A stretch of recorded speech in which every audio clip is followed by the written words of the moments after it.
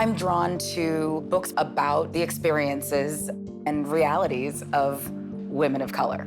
As a Black woman growing up in a predominantly white community, I was not reflected anywhere.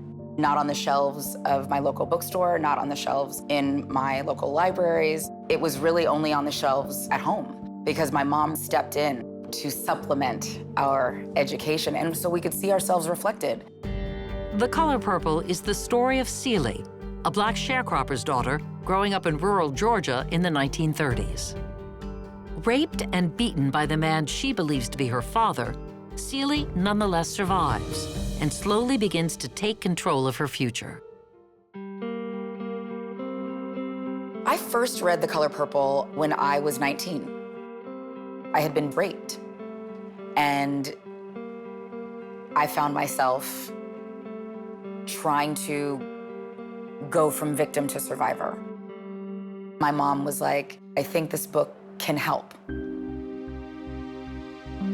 And I'm reading, and it gave me my hope.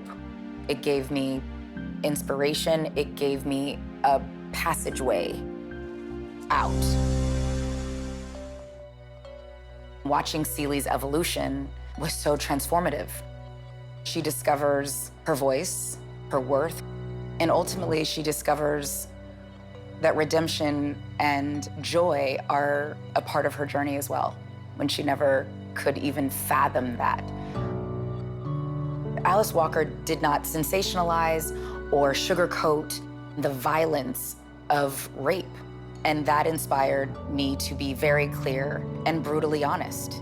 The person that was raped at 19 died that day, and who came up out of the ashes, the rose that bloomed out of concrete, is the smarter, stronger, braver, more resilient person.